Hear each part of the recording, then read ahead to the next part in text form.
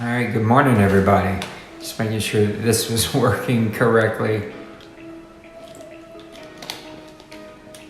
I just want to give it a couple of minutes here, and I know that I had some family and friends that wanted to come and to join me this morning. A little technical difficulties to get it rolling, but we're good to go now. On this really gloomy looking Sunday, it feels good outside, but it is not very pretty. So I hope everybody's doing well this morning. I hope that your weeks have been full of love and relationships and a little less stress, and hopefully we're kind of all on that journey. It has been a different type of week than I think any of us have ever experienced, and this is a different age, a different world that any of us have ever lived in before. And so what a great opportunity, though. I just keep kind of going back to that. I'll kind of start off just by sharing a story this morning. I've been trying to stay active, and we're kind of shut out of our building downtown, and that's where we have a gym, and that's where I'm able to go and get a workout in every single day. And so since we've been stuck at home, I've been trying to stick to that kind of routine, stick to working out and staying active and making sure that, I'm keeping myself healthy, right? Especially physically and mentally, because it's just different to be stuck at home. It's a different routine. It's a different life that you have to kind of get into. And so every 2 days I do a workout here in the house, and then the next day I'll go for a run around the neighborhood. And so the last couple of days have been just a unique experience as I would run around our neighborhood and see, sorry about the noisy chair too, a lot of cars in the neighborhood. There's just cars everywhere. It seems like everyone is off visiting all of their friends and neighbors, and every yard is lined with lawn chairs and lined with people visiting one another and hanging out with one another. Kids are playing. I've never seen so many kids in the neighborhood. Usually whenever I run around our neighborhood, you'll see 3 or 4 people in a pretty large neighborhood here in Destrehan, out in their yards, or maybe a few kids out and about. And there are literally hundreds of people out in this neighborhood. There was a gaggle of little girls celebrating a birthday party and running around. People are in four-wheelers and ATVs just riding around. People in swings are at the park just bored and riding around and connecting with one another. I just find it like such a unique opportunity that this virus has caused us. Yes, it has caused a lot of stress for a lot of people. And yes, it has caused like work issues, and people are losing their jobs or can't go to work or can't provide for their family. I'm not saying that this is all good, but this virus has given us this really neat opportunity to reconnect with what really matters. And what really matters are the relationships in our lives. I live in a neighborhood where 3 of my neighbors have lived here for, I think, like 20, 22, and 25 years. I mean, they've lived here for a very long time, and they've seen this neighborhood kind of grow in a bunch of different ways. And so every day whenever I come home from work and we have a garage that we pull into, the guys are meeting next door. They have kind of our neighborhood leader that lives directly across the fence from me, and all the other guys come and they hang out with him. And so every day they're hanging out, just kind of talking shop and enjoying an adult beverage and just like hanging out. Like they're just talking and hanging out, and they know whenever I haven't come to visit in a while. And so I make sure to go and to reconnect and just to see that vibe and that culture that's in this neighborhood that this virus has caused us all to reconnect to, of like, they're not inside watching TV. They're not inside working. They're not on social media. They're not kind of doing the normal things that pull us away from one another. No, like they're outside throwing the ball with each other. They're outside reconnecting with one another. They're outside like having conversations. I had some neighbors just down from here. They just in their lawn chairs, just like reading books and just like staying in the yard, and they have their kids just running around. I just find it so interesting that this does give us a really great opportunity to reconnect, to get back to our roots, to get back to what is super important, and that is the relationships in our lives.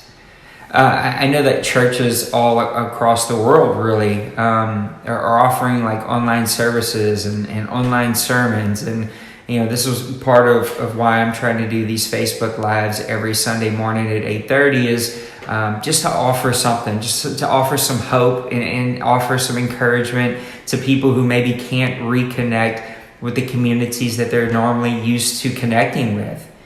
I work for a nonprofit in the city, and we've got a nice large office downtown, actually the same office as my wife, which is a whole nother story of like, try working with your mate 24/7. And that'll make you grow. That'll make you like work on some things that are there, especially now that we're all home. You want to find out, like, have some things bubble to the surface. Work at home with 4 adults in your life. That'll make you bubble some things to the surface. But isn't that a great thing? Like when you really think about it, like being at home, having the opportunity to teach lessons to each other, to show mercy and grace to one another, to show love to one another, to show patience with one another. It is a great opportunity to grow as adults, to grow as humans, and to grow as Christians in a lot of ways. Our office has a couple of different people that work there, and I've been really blessed to have a really amazing team. And we always are taking like cookie walks and coffee walks. We're always like looking for ways to reconnect with one another, because the work that we do is really heavy and really hard and can be overwhelming in a lot of ways. And so we're always looking for opportunities that we can leave and just take a small breather and reconnect with one another. One of our favorite things to do is Snowball Fridays. And so every Friday we leave the office a little bit early, and we go and we get snowballs, and we just kind of end our week eating snowballs and enjoying something that we all enjoy, and just kind of getting ready for our weekend and talking about the week that was.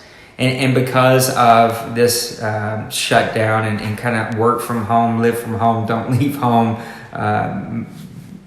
agenda that we've gotten from our mayor, that's been kind of removed. We haven't been able to do that. And so the other day, on I think Wednesday, was one of our co-workers' birthdays. And so I just ordered him some cakes and just like quickly ran into the city, grabbed him these really cool little bundt cakes and ran them over to his house and just wished him a happy birthday.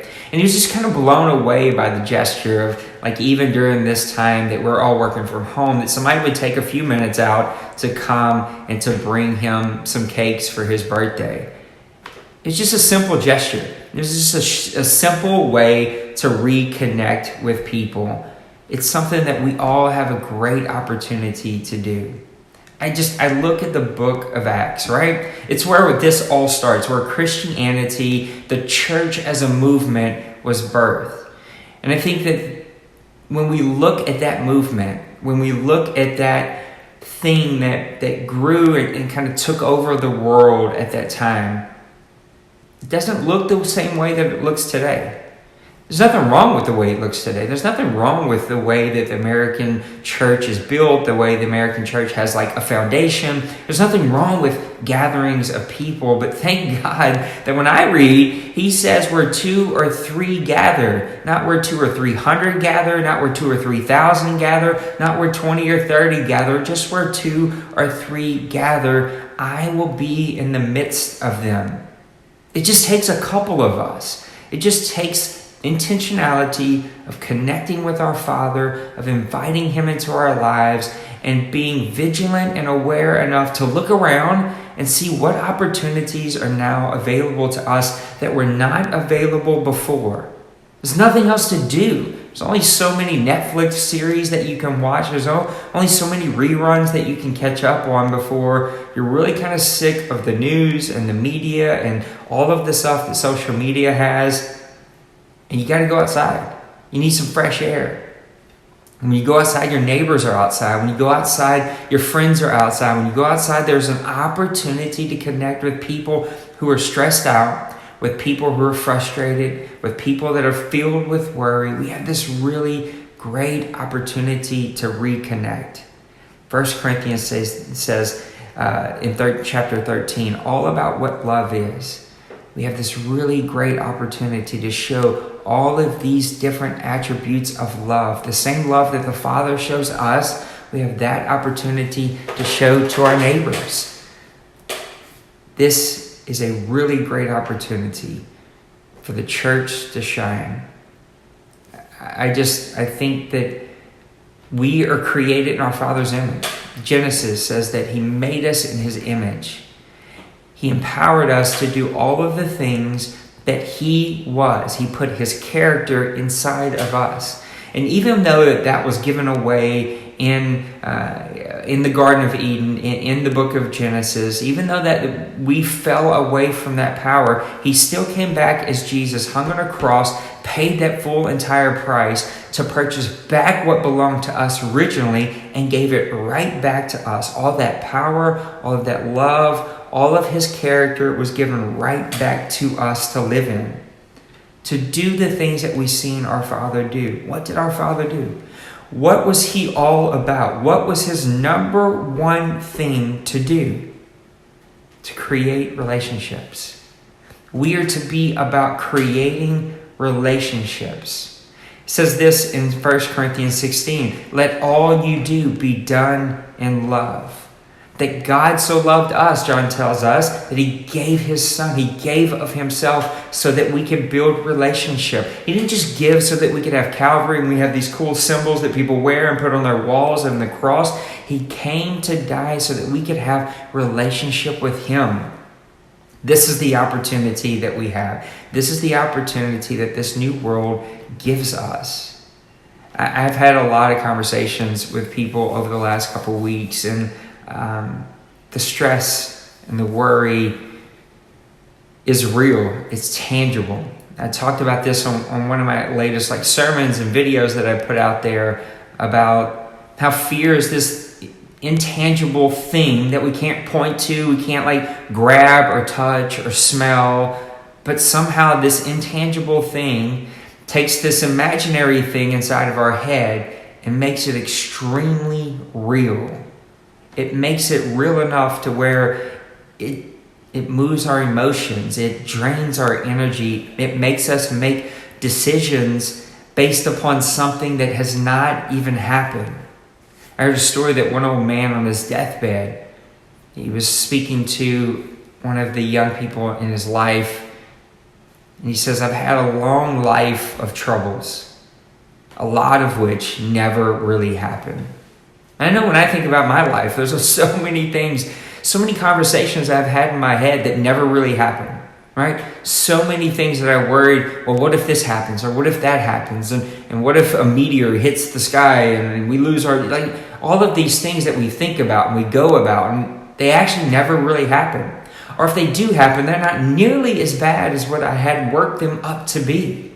That's what fear does. That's what worry and stress does to us.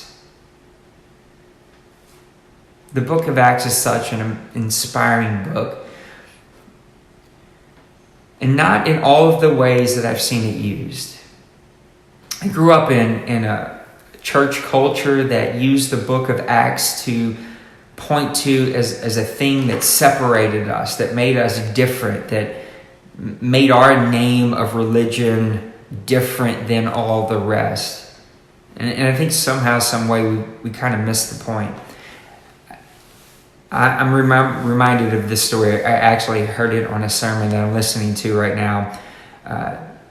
Pharisees come to Jesus and they want to start talking to him about, prophecy and signs. And they tell him, give us a sign. We want a sign. Give us a sign that you are the Messiah.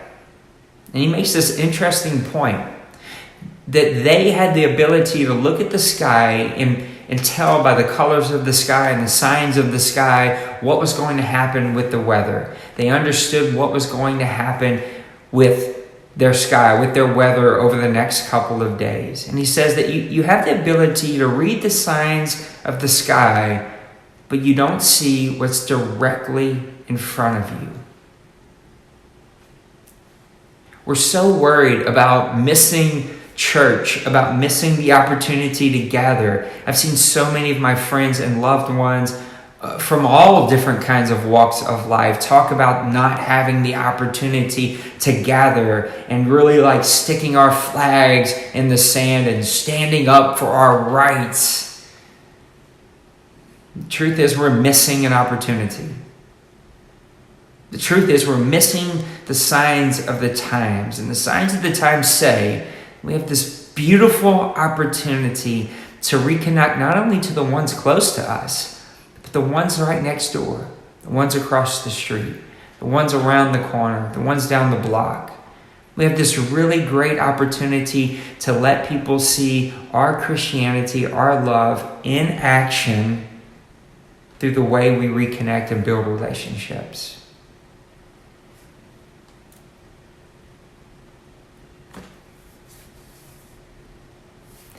First Corinthians 13 says, "So now faith, hope, and love abide, these three, but the greatest is love." I'm so glad for salvation. I'm so glad for my redemption. I believe that God redeems everything. I believe that He's redeeming this opportunity that you and I are living in today, this age, this thing that we are all, this new normal that we're living out. I think that God is redeeming that thing right now as we speak. As pastors and ministers and church members and worship leaders and all of the people that make up church communities around the world are figuring out new ways to stay connected with one another, new ways to share their story. God is redeeming the world back to Himself through this opportunity that He's given us.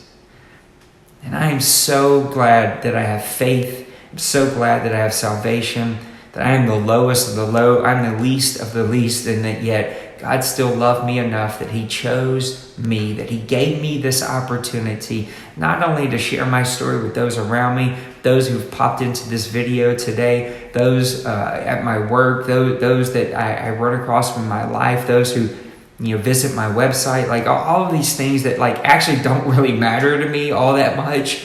The relationships matter, not like the fact that there's stuff and there's content. I never want to lose the fact that the greatest is love. Even when His disciples said, "Tell us the greatest commandment. Tell us the greatest thing that I'm supposed to give me the number one thing on the list, Jesus, so that I can do that." And He says that all of this, I'm going to give you a new one, love. That's it. Love is shown not as an emotion, not as a feeling, but as an action. And we have this great opportunity to let our actions speak our love to our neighbors, to our friends, to our coworkers, to our family members. We have that opportunity to do what 1 Corinthians 13 says, to show that love doesn't envy, that it doesn't boast, that it's not arrogant, that it's not rude, that it doesn't insist on having its own way. Looking at the church for that one, that it's not irritable or resentful, that it doesn't rejoice in wrongdoing, but it rejoices with the truth. It bears all things, it believes all things, it hopes all things, that it endures all things. Looking at the church again, that the love never ends. Right? This is what love looks like. Not a feeling, not an emotion, but the character of God in our lives worked out every day through actions. And these are the tangible actions of what love looks like. So here is my encouragement today. First, I've got a 60-day challenge. I really felt led by the Father to create this 60-day challenge, a way for us to experience better relationships in the next 60 days. I'm inviting you to come on that journey with me. There's small things. They're little teeny things that you and I can do with intentionality that will reconnect us with those around us. If you're living in a house full of people, then you really know. You're feeling it right now. At least I am. I know in my house we're already feeling it. Like, it's been a week. Like, my oldest is ready to go run the roads. He isn't taking this serious. He doesn't understand why he can't go see his friends. He's young and strapping young man that can handle all of it, right? We're feeling the tension of like just being us four in this house, and the little puppy that's here, and like it's real. It's real right now. We're having to grow as parents, as husbands, as wives. We're having to grow in the way that we show love to one another. But even if you're not with someone, even if you're not with a house full of people, and you're by yourself, we have this great thing of technology to reconnect. Total side nerd thing that I do, but I have a side hobby of running a gaming community. I created this like really safe place where hundreds of people all over the world really come and play video games together, because it's a way to unplug and just like get away from real life for a moment. And I've really tried to make sure that we keep that as a place that people can just unplug and for just a few minutes get away from the stresses of life. So I'm inviting you to come do this 60-day challenge with me. Every day there's a new one that's going to come out. I got to do one after this to put out the new one. I think today is going to be the Sunday, and this one today is going to be all about only reading and posting positive things to social media. There's so much negativity out there. I love funny memes. I love watching stupid videos. I think like in this day and age right now that we're all on lockdown is like we're going to see the stupidest, funniest stuff come out because people have to be creative. They've just got to get the stuff out of them. They've just got to find something to do. There's these crazy videos of like this chick on her ironing board who created her own DJ studio. And she took her iron and threw out the steam to make this studio sound that happens from DJs. Her cat jumps off of the iron board. It's hilarious, right? We're going to see so many stupid videos come out because of this, because people are bored and they've got to be creative and they've got to do something. Laugh today. Like, share good, positive things, because even though there are some negative things in the world, there are so many positive things that are happening in this world. So many good people. They're doing so many great things for their neighborhoods, for their families, for their world around them. I encourage you today to only read and post positive things on your social media. If you missed the other 2 days, I invite you to come back and redo those. Yesterday was all about finding 5 things in your life that you're grateful for, to write them down, to take time and reflect and write down 5 things that you're grateful for. And I even went a step further and said, let's not just think about the things that we are grateful for that are material. We're blessed to have homes or cars or jobs that allow us to work from home, or however it is that the material things that you are grateful for. We know that we're grateful for those things, but what about the 5 relationships that you're grateful for? And I can see the names that are kind of popping up here, and it's so funny. Like, I am all about relationships. That's what the website's about. That's what my YouTube page about. That's what these sermons are going to be about. I pastor, I lead, I live through building relationships. I grew up, I know that she's on here, but I grew up in a single mother home. I grew up with just me, my mom, and my brother for a very long time. And even as other people would move in and out of our lives over the years, those 3 were the 3 relationships that kind of stuck there no matter what, through thick and thin. It was just us 3. And because of that, not having grandparents and not having tons of friends, I think we sat and counted it, and we went to somewhere around 14 to 16 different schools throughout like my entire academic life. We lived in probably 20 to 25 different homes, including a car for a couple of days, a women's shelter for a long time.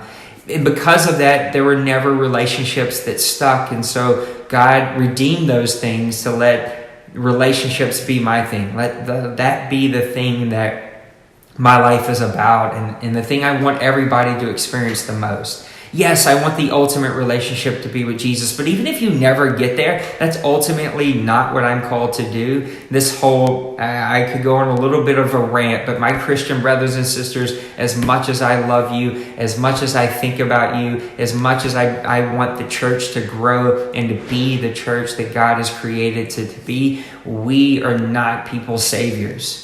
You are not called to save people. That is not what God called you to do. That is not why he came on this planet. That is not why Calvary exists. You and I are not people's saviors. He is people's saviors. And ultimately, it's his responsibility to build relationships with people and people to respond to his workings in their lives, his opportunities that he creates. It's my job to make sure that they know his character. It's my job to make sure that they experience him. It's my job to make sure that they know who he is because I'm living his character out in my life every single day. That's my job. So as I kind of think, I see all these names. Every time a name pops up, good morning, James, it's a relationship that pops up in my head. James is my cousin. Loves hunting, loves outdoors, has a great family, hard worker, right? Like I see my mom on here and Toby B, like all of these friends and family members of Mike, and he used to be on my youth staff way back in the day. Like this is what it's about, right? That we have these relationships that never go away. Heather Campbell was on here. I don't know if you're still watching, Heather, or not. I hate to call you out like this, but I seen your name pop up here. And Heather lives in Atlanta and works for the Boys and Girls Club. And she had been trying for work to come down and experience one of our trainings for a long time and could never find the right one that would fit for her. And ultimately ended up coming to New Orleans. And her and I just had an instant connection. I was so grateful for that instant relationship that we built. And this lady is one of the most kindest, gentlest, giving people I've ever met in my entire lives. Like just goes out along the world, all over the place, literally around the world, spreading hope and giving of ourselves to serve people.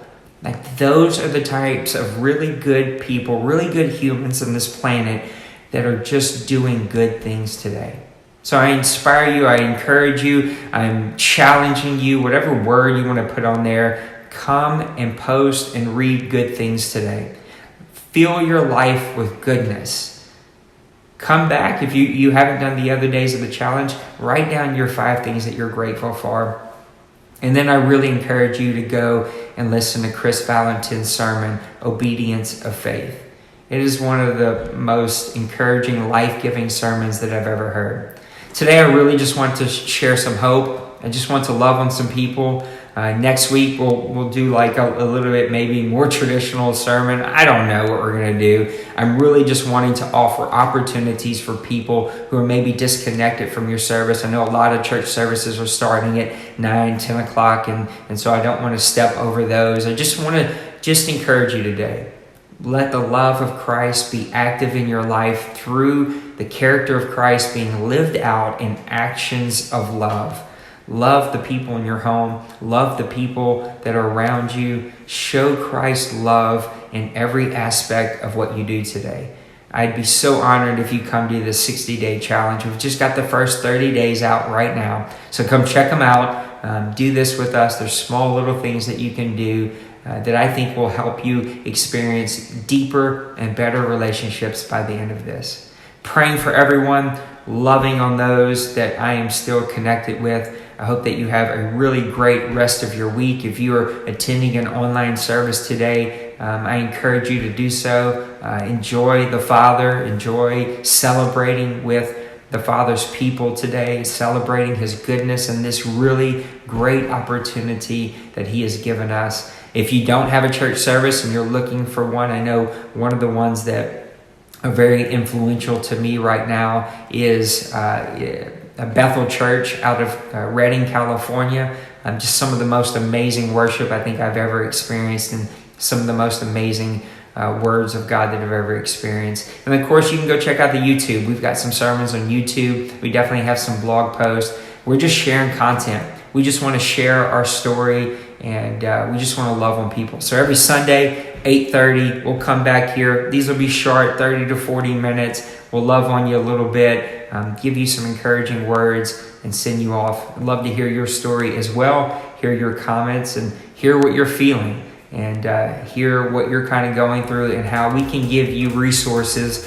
that will help you kind of go through that even better. So God bless you. I love you all. Thank you so much for those who've come and watched the stream.